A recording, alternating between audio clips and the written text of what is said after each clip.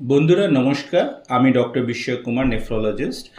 আর এক জিনিস নিয়ে আপনাদের সামনে কথা বলতে এসেছি কি কিডনি সমস্যা অনেকবার যে কোনো ওষুধ খেয়েও হতে পারে, যে কোনো ওষুধ যাতে আমার শারীরিক অবস্থাতে অ্যালার্জি তৈরি হচ্ছে।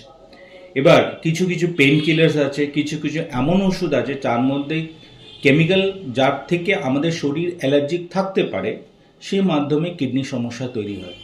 এই কিডনি সমস্যা প্রথমে কিন্তু একদমই গোপনীয় হয়, কোনো সিমটমস আসে না, কোনো কষ্ট হয় না। ফলে কি হয় কি মানুষ সেই ওষুধটা খেয়ে যাচ্ছে, তারপরে যখন সিমটম আসে তখন কিন্তু খুব দেরি হয়ে যায়, এরকম পেশেন্টের আগে গিয়ে ডায়ালিসিস এরকম পরিস্থিতি তৈরি হয়। সো যখনই আপনারা ওষুধ খাচ্ছেন, স্পেশালি যারা ব্যথার ওষুধ পেন কিলার্স খাচ্ছেন, স্ট্রং পেন কিলার্স খাচ্ছেন, তখন কিন্তু কোনো ডক্টরের পরামর্শ নিয়ে নেবেন।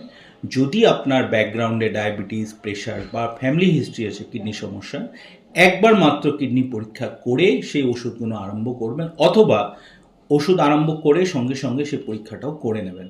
তাতে কি হচ্ছে, কিডনি পরিস্থিতি থেকে আপনারা একটু বেঁচে থাকবেন, সেফ থাকবেন।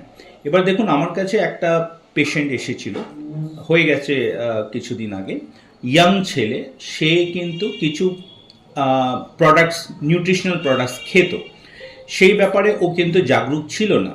কিন্তু ও যখন এলো তখন কিন্তু কিডনি সমস্যা অলরেডি ঘটে গেছে। শেষে জানতো না তার থেকে ওর অ্যালার্জি ছিল, আর ভবিষ্যতে ওকে ডায়ালিসিসই করতে হলো।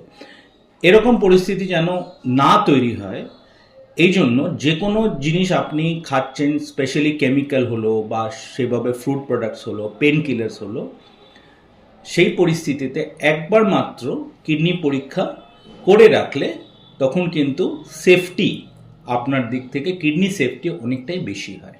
ধন্যবাদ।